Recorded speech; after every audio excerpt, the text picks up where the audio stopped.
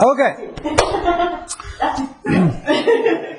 Jesus is a copy of pagan religions that predated Christianity and then postdated Christianity. Why did I want to cover this topic? Well, because it's an incredibly popular position. It's not an incredibly popular position amongst scholars. And when I say the word scholar there, I don't mean evangelical Christian scholars. I don't mean Catholic, Orthodox, Protestant scholars. I mean every religious scholar from John Dominic Crossing, I'm not sure his first name is John, Dominic Crossing, to Bart Ehrman, who would be atheist or agnostic, still religious scholars. This theory that Jesus is a copy of pagan myths is a theory that has fallen completely out of acceptance in all religious and comparative religious studies. All scholars very much doubt this. However, there is this thing, and we could call this thing the internet, where you don't have to have any kind of education. You don't have to have any kind of background. All you have to do is have a pulse and have an internet connection, and you can spread all sorts of information. And this is an incredible topic on the internet. You can find huge web pages based on this theory. But is it true? That's what we're going to get into. Now, first of all, before we get into specifics about certain myths and Jesus Christ, I want us to look at religious parallels. Just here, using the word religious in absolutely the broadest term, and using the word parallel, and it's very common. All people in all places have everyday needs. This is true today. This has been true in antiquity. People need food to grow. People need safety to live. People need reproduction, both human reproduction and animal reproduction. They need this sense of connection with the other, the deity, whatever it is. And they need a purpose for life. And therefore, I could have made that a little bit smaller on the screen there. It should not be a surprise then that there would be overlap in religions. And just because there is overlap does not mean dependency. I want to get a little more specific here. Overlap does not mean dependency. People groups who have had no provable contact, that is, people who lived in Australia, people who lived in the Himalayas, people who lived in North America, who had, as we can best tell through anthropology, have never had contact until the modern era. They had gods for crops, gods for livestock, gods for wealth. They had gods of war and gods of death and gods of heavens and gods of hells and gods of all sorts of natures. You can find this throughout human history, and especially gods of fertility. There are tons of gods of fertility throughout religion.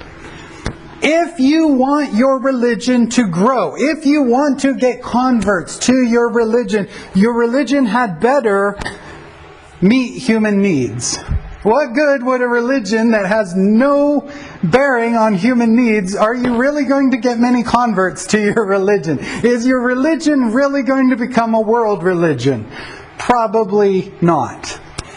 So just because you can show that some Aboriginal tribe in Australia had a god of death, and some Native American tribe had some form of a god of death, that doesn't mean that they somehow borrowed from each other, especially somewhere in Australia and somewhere in North America before the invention of steamline ships and airplanes and things of that nature, right?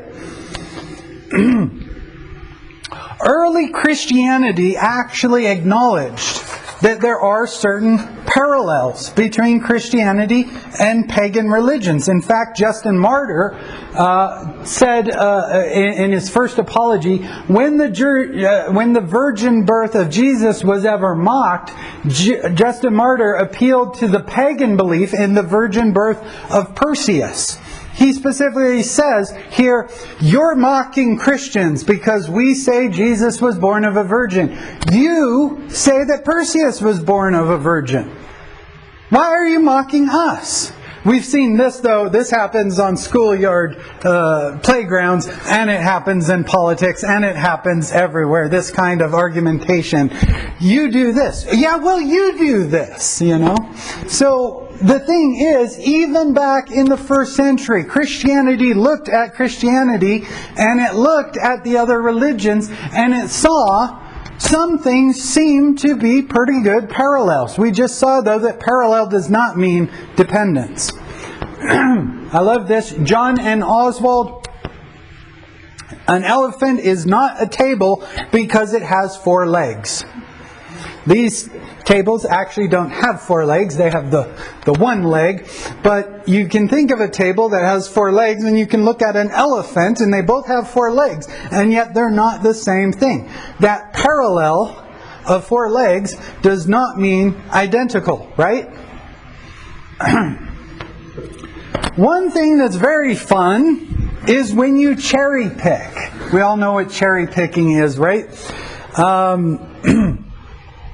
Here, one picks and chooses points in one of the mystery religions. That is, mystery religion can be used to describe any of the religions of the ancient Near East and Western Europe and Africa and even into what is today India and so forth, where the religion was not open to everybody. You had to be invited in. We had to tell you our creation story. You had to understand our things. And then you were exposed to the mystery, how you are saved, how you are bettered because you're on the in. That can be a mystery religion. Okay? When you pick and choose from the mystery religions, you can create parallels to almost anything, especially the New Testament. You completely ignore details in the other stories that have no correlation to the New Testament. One of the things that is often done is the virgin birth. One of the things that is often done is the resurrection. And those are some of the things that we're going to specifically look at. But when you have this mythical figure over here who does all of these things and has a mysterious birth, to take his birth and to ignore everything else in his life and say, here's Jesus, who also has this mysterious birth, they must be related. They must be parallels. No, you have to account for everything. I'm just going to pick on Heracles or Hercules, keeping in mind that it's hard to actually nail down the story of Hercules, seeing how there are so many variations of the stories of Hercules. You don't get to pick the fact that he's the son of Zeus, he's the son of God. Look at Jesus Christ and go, he's the Son of God, they must be the same person, and ignore the tasks that Hercules had to do in his myths and things of that nature. Dying and rising God-men, or gods, of the ancient world. Good. It's often charged that Jesus' resurrection is just a retelling of Mithras. He's just a retelling of Adonis, Attis, Osiris, Dionysus. We're not going to get into each one of these people, but this, kid you not, Google it right now. You'll find hundreds of websites dedicated to proving that Attis and Jesus are the exact same story. Let's look, though, at some specifics. Let's start with Osiris. Osiris is an Egyptian god who also has a resurrection. Now, we're going to just say that right now, but in a little while, we're going to ask ourselves, does he really have a resurrection in the way that we use the word resurrection? In the Triumph of Horus myth, Seth, or Set, depending on the age of the myth, kills his brother Osiris. How does he do this? It varies depending on the myth that you're reading from. A divine tribunal headed by the god Geb is assembled to establish who is right and make peace. So Set has killed Osiris, and now a council of gods has to decide who was right and make peace in this. Doesn't this already sound like the New Testament? That was sarcasm right there, just in case it was too subtle. Seth fails to justify his violence towards his brother.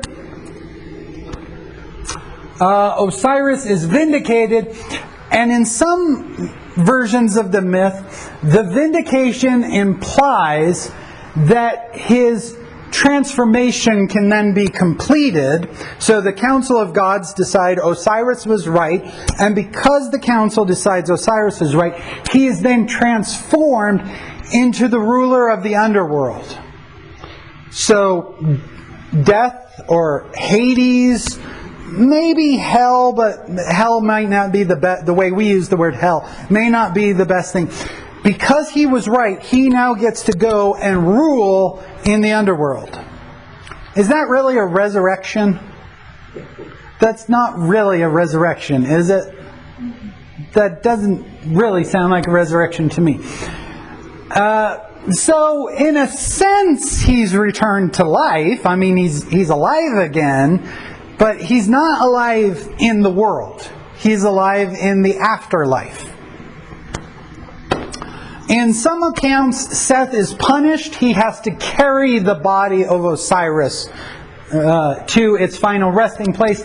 In other versions of the story, the tomb of of Osiris becomes a shrine of worship. You want to go to the shrine of Osiris. He's still in there, and you could be blessed by the power that comes from his body.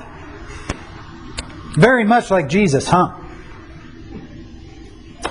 In one version of the story, one of the most popular versions of the story, Seth finds Osiris's body and cuts it into 14 pieces. And it's only when those pieces are brought back together, I'm thinking Frankenstein, only when those pieces are brought back together, then he gets to become the god of the underworld.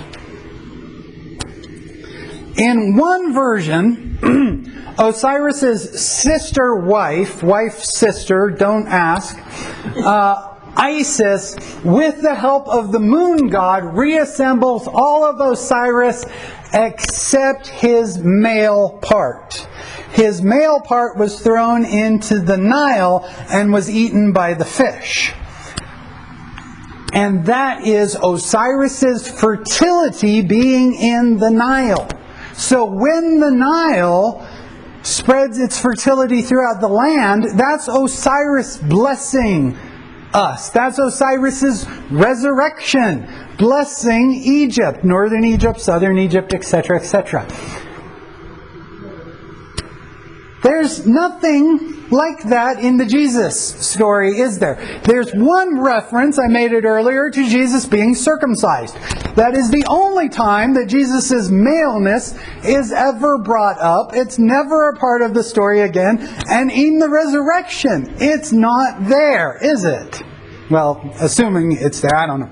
Let's not go there. The New Testament presents Jesus as resurrected, returning to life in this world, in this realm. Osiris is the god of the underworld. I'd like to tell you that that's our only reference to the male part. Unfortunately, we're going to be referring to the male part quite a bit. Attis.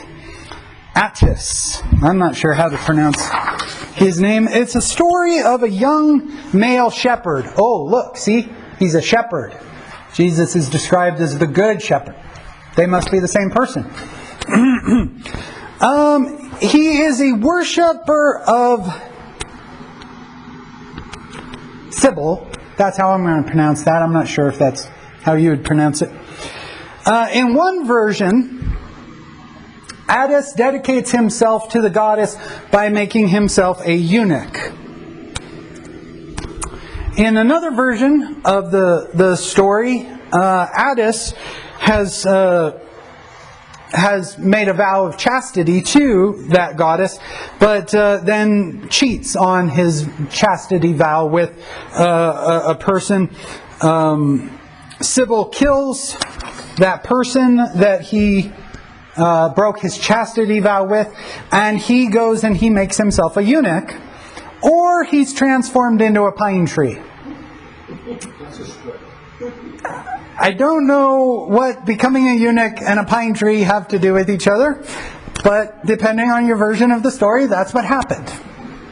In other versions, though, Sybil is abandoned by her father. She's raised by leopards.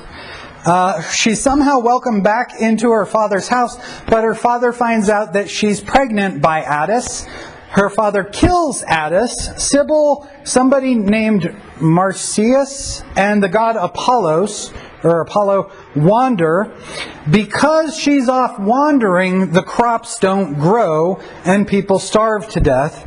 It's only when the people bring Attis's body and give it a proper burial that then the goddess comes back and the crops grow again, things are made right again, and he may have a resurrection, or he may have his body preserved, or he may be reborn. Is that reborn as in the idea of reincarnation? Maybe? It's not specific on these things. I have to get into a few other versions of the story. In some versions, he's born a eunuch. In other versions, he's made a eunuch by the gods. I don't know how that happens. His mother gives birth to him under an almond tree. And in one version, he and Sybil, and in this version, Sybil is a male-female god, which means what you think it means. And that god loves Attis and causes him to go insane and make himself a eunuch. He dies from making himself a eunuch. You can just see Jesus on every page of this story, can't you? In some versions, he then becomes, after his death, the shepherd of the stars. So there's our word shepherd again. He becomes the king of the space beyond. That sounds a little bit like going to heaven and being the ruler of all things. Kind of, right?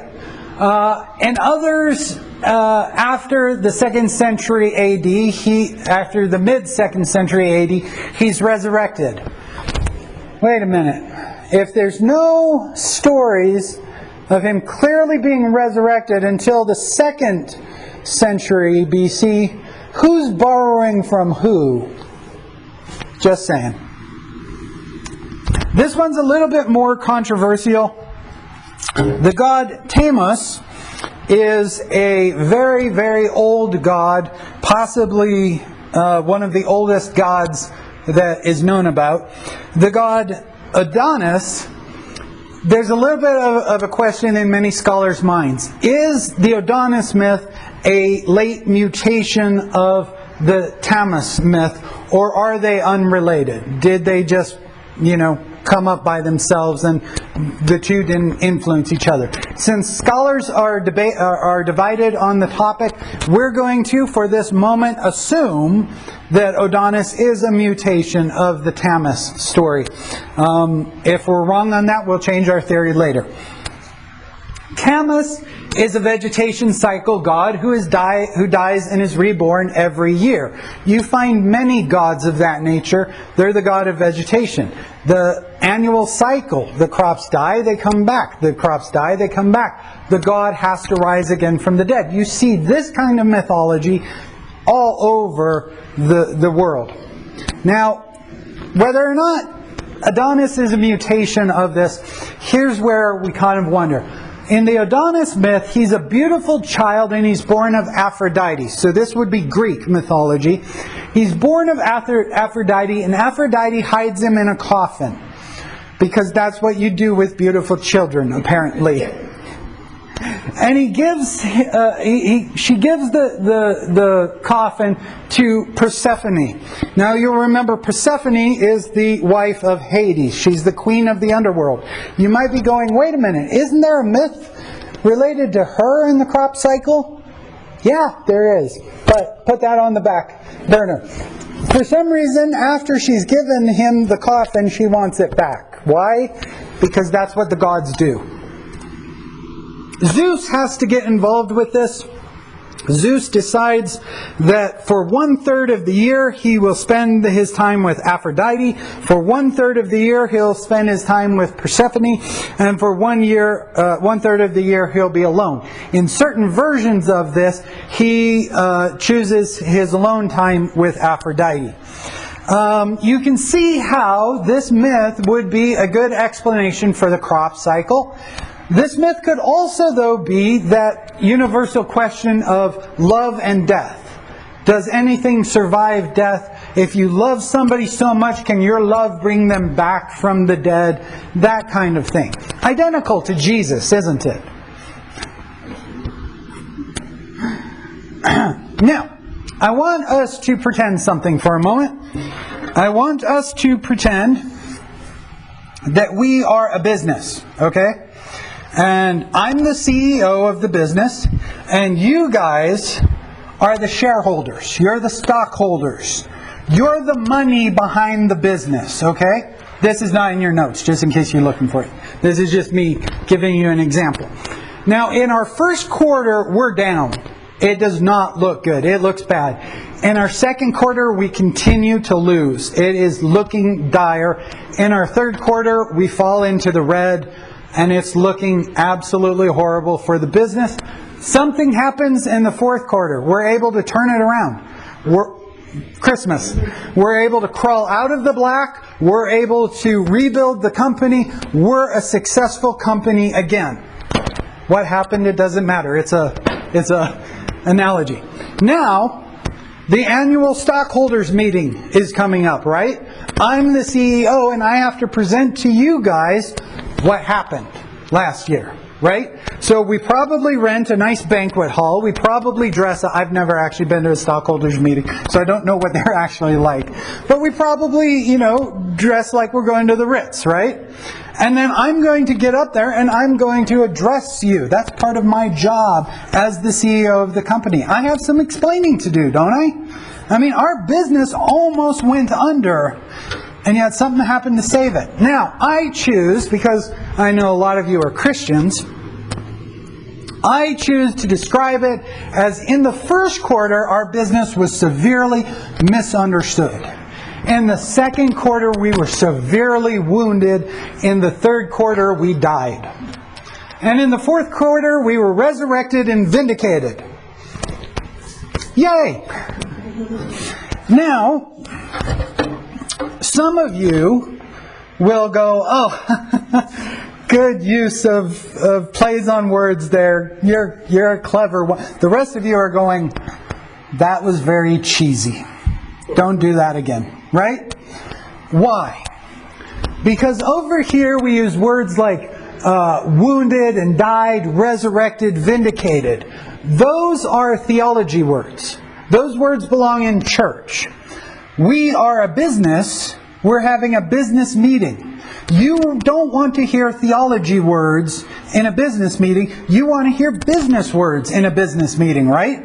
You want to hear about budgets. You want to hear about relationships with customers. You want to hear business terms, not theology terms. Isn't it amazing, though, that when you specifically choose what words you use, you can kind of distort what it looks like, right? I want to ask you, we've all been in the church long enough. We've picked up Christianese pretty good, right? We could speak Christianese. Do you think we could sit down with the belief system of Islam or the belief system of Taoism, and we could take their statements and we could substitute Christian words that kind of fit what they're saying, kind of, capture it? And do you think by the end we could make Islam, we could make Buddhism. We could make any religion sound Christian. If you substitute our vocabulary words for their vocabulary words, you can absolutely make anything sound like anything else, right? And that is oftentimes what happens with these myths. We don't use the word they used. We don't understand things the way they understood things. We take Christian words, Christian concepts, and we force them onto these ancient myths. Myths that didn't have a resurrection, myths that had somebody ruling in the underworld. But we don't want to tell people that he rules in the underworld. We'll say he was resurrected. That makes it sound a lot more like Jesus, doesn't it? And that is what happens with these ancient myths. Ignore what we know if we know anything about the mystery religion. Keeping in mind that the good thing about a mystery religion is you keep things secret. And some mystery religions were probably so secretive that we don't actually even know what they did. We don't actually have any documents from them. So this is very important when it comes to packaging these old myths and making people see Christ in Adonis, making people see Christ in Heracles or Hercules. One good question to ask of anybody who is saying that the Adonis myth is and Jesus are the same story is, have you read the source material? I love this quote. This quote comes from a song, actually. Somebody said, and I quote, that's what I heard they said.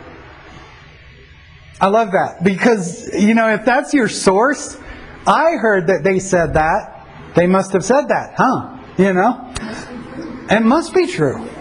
Now, when you go and you sign up at a secular university, I'm not even saying you're at a Christian university, you're going to go sign up at a secular university, and you're going to take a comparative religions class. Oftentimes your book list will include some sort of ancient Near Eastern mythology. And what the text will often say is primary source on it. And that's very important, because that book then means they took the Adonis myth, they took the Osiris myth, they took it from Persian, they took it from Egyptian, and they translated it directly into English. Therefore, it's a primary source. Therefore, it represents what the myth actually said. A comparative religions class, if it's going to be a good class, is not going to tell you, go Google the Adonis myth and read it on a web page. They don't want you to read it on a web page. They want you to read it in a book that's taken from primary sources. And that is huge when it comes to people saying that these myths are identical to Jesus. Have you actually read the myth? Another thing would be the author's intention. How many of you have ever miscommunicated? How many of you have had an intention and that intention has missed the mark, or the person didn't pick up the intention?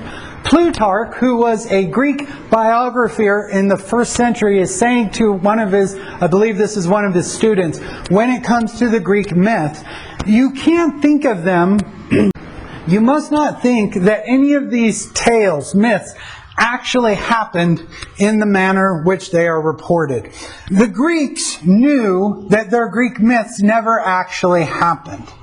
They're just using those myths to explain things in their world. How many of you ever grew up when it was raining outside, you heard something like the angels are taking a shower, or the angels are crying, or something like that, right? You heard what about thunder? How was thunder described when you might have been a kid? They're moving the furniture. I was told they're bowling. Our parents never told us that really to deceive us, hopefully not. But the actual reason that there's thunder is because the lightning is so hot and the air around it is so cold that the charge from the lightning heating up that space and then the cold collapsing creates the thunderclap. Explain that to a 5-year-old. It's much easier to tell the 5-year-old the angels are bowling. Nobody actually believes the angels are bowling, but, it's just a way to get a little kid to understand why this noise and why you shouldn't be afraid of this noise. That's another thing when it comes to telling children about that, right? You're not doing it out of malice. You don't want to give the kid false information. You're just trying to tell him there's no reason to be afraid or overly afraid of thunder. Author's intention. The mystery religion, dying and rising gods. So many of them are tied to the crop cycle. So many of them are tied to the winter, summer, planting, harvesting, etc., etc. Oftentimes, as we already saw, fertility is attached to that myth. Now, Easter and Passover both happen in the spring, but that's just because that's when they happen. Neither Easter nor Passover have anything to do with the crop cycle. The Passover has to do with the Exodus coming out of Egypt and God's deliverance, right? The Easter has to do with Christ's death, burial, and resurrection. There's no grass coming back to life. There's no, the snows have melted and the streams are full of water again. There's nothing like that in the Jesus story. The myths, they happen in the distant past. They happened back then. They're not attached to any kind of time code that would tell you this is when Hercules had to do his tasks to be accepted on Mount Olympus, It's just that's what happened back when, Another thing that it happens in the realm of the gods. It doesn't happen in our realm. You don't see Hercules going about every year doing his tasks. That happened in the ethereal, in the myth. And like Plutarch just said, you're not supposed to take it literally. Whereas the life of Jesus from the Gospels happens in the first century. It's tied to events in the first century. Luke goes to great extent here in chapter 3, but he already did it in chapter 1, describing the birth of Christ and attaching it to Roman and local and religious leaders. During the days of John the Baptist, when Herod was tetrarch, and when Pilate was governor, and when Annas and Caiaphas were high priests. This is when this happened. So we have historical figures attached to the time period that Luke and the gospel writers are trying to establish the Jesus story. Jesus' death, burial, and resurrection. Jesus was crucified under Rome. There are very few scholars who will deny the existence of Jesus of Nazareth today. That's not to say you can't find websites that deny the existence of Jesus of Nazareth. That's not to say you can't find a book that would deny it. But there are very few scholars that would deny that Jesus of Nazareth existed and that he was crucified under Rome. That means that he has to die when Rome is in charge of Judea, right? He can't die next week because Rome is not in charge of Judea. Is he? Or are they? His tomb was in and around Jerusalem. People knew where the Jesus tomb was. It wasn't some ethereal place. It wasn't a coffin invisibly floating down the river of the Nile. It was a literal location. And people saw the resurrected Jesus. They didn't look at nature and see nature is coming back to life. That means our God must have come back to life. People report that they saw Jesus. They interacted with him. They had breakfast with him. This is something that I would have very little patience for this person. I was so grateful that the person that was actually asked this question had much more grace for this person. There was a debate. It was between an atheist and a Christian. And somebody came up to the microphone to ask a question. He asked, if I had just spent the last 20 years of my life studying The Lord of the Rings, and I had become convinced that it was real, and that Sauron exists, and we have to join with Aragorn and get swords and go fight him, would you consider me crazy? And the Christian just said, yes, I would. And he said, how is that different from you taking these Jesus stories and taking them literally? It's at this point that that person, if they're talking to me, they better be asking with a little bit of sincerity in their voice. They better be trying to understand, because if they're asking with any tone of sarcasm in their voice, if they're asking with any type of, I'm trying to make you look stupid, I'm going to have very little, if any, grace for that person. I would begin with asking them, do you have a diploma of any kind? And if they answered yes, I would say, give it back. Right now, give it back. There are menus at a Chinese restaurant.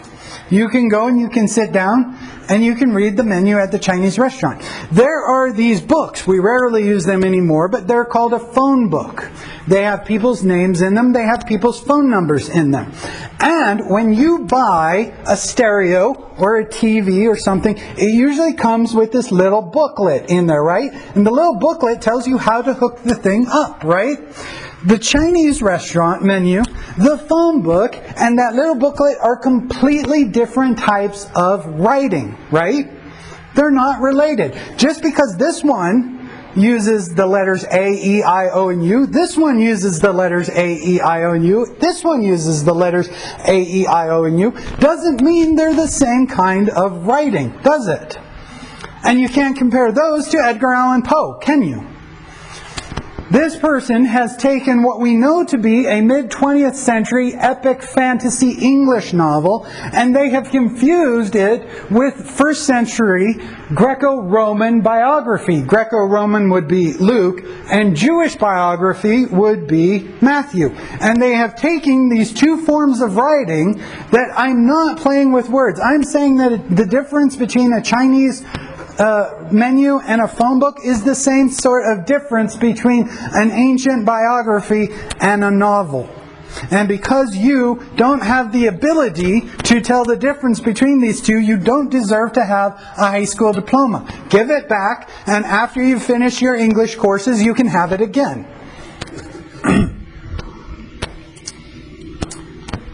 This is very fascinating. I want you to grab this. Second Temple Jews borrowed from pagans. The early Jesus movement was a Jewish movement. It was almost completely exclusively Jewish. We only have a couple Gentiles who show up early in the Gospels, right? We have the centurion and we have the lady whose daughter is possessed by a demon. We have the two Gerasene demoniacs. But other than that, everybody else in the entire movement is Jewish. Second Temple, monotheistic, Jewish. It later becomes a Jewish messianic movement. That is to say that he is the promised Messiah. Not the promised Messiah of Mithraism, not the promised Messiah of Egyptian religion, the promised Messiah of Judaism. And the leader saw himself as the fulfillment of Judaism. That's very important. And then when we get into the early church, I do apologize, we're going over, but we're not that far from the end. The early church was primarily a Second Temple messianic continuation. There were very few Gentiles until we start to get the gospel going first to the Samaritans and then to the Gentiles and so forth. It starts as a very Jewish movement. What are our first arguments in the church about? They're about Jewish things. Do Gentile converts need to be circumcised? Do Gentile converts need to keep kosher? Those are our early arguments in this movement. It saw itself as the next phase in the plan of the God of Israel. It didn't see itself as the next phase in religion. It didn't see itself as the continuation of anything except Judaism. The context has to tell us how to interpret the movement. Parallels. On the 11th day of September, a religious people, believing that they were acting under the direction of God, killed unarmed Americans. What event am I talking about? September 11th, 2001. Many of you probably think I'm talking about the terrorist attacks by Islamic terrorists on September the 11th, 2001. I'm actually talking about 1875. Members of the Mormon Church killed 120 members of the Baker Fancher wagon train at Mountain Meadows in Utah.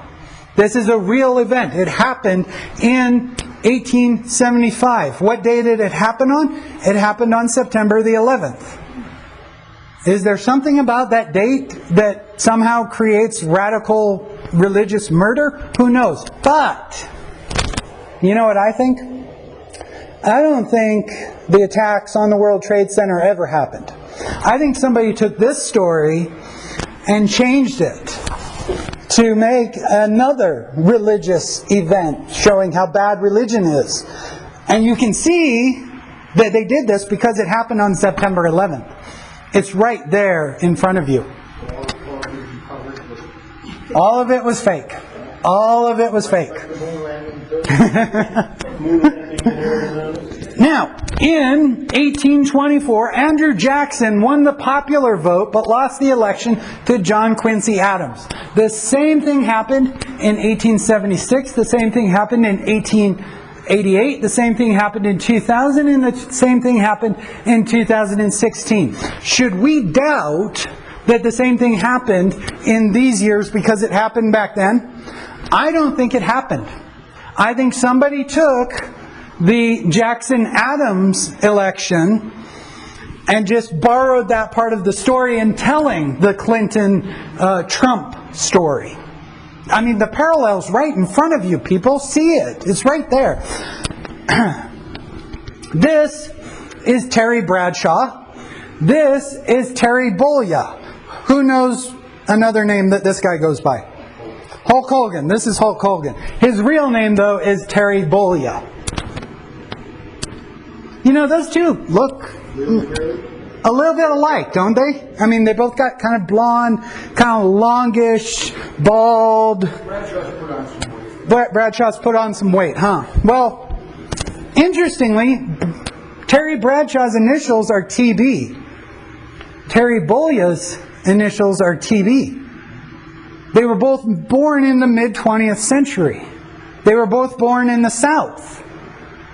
One's a sports figure, the other one's a sports figure. Maybe sports entertainment.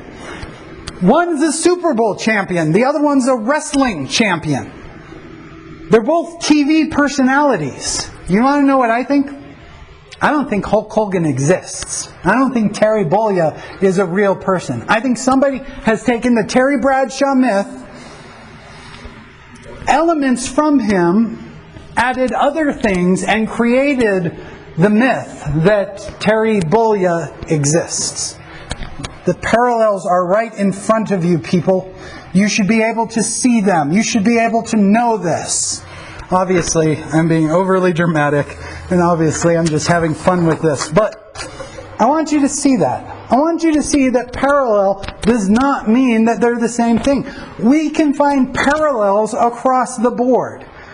Islam believes in a God. Christianity believes in a God. They must be identical, huh? No. And that's all I have this morning on Jesus and the other myths. Any questions? Hey all, Pastor Ozzy here. Thank you so much for watching this video. If you found it helpful, feel free to share it. And if you want more, go ahead and hit the subscribe button and you'll be notified when new videos are available. Again, thank you so much.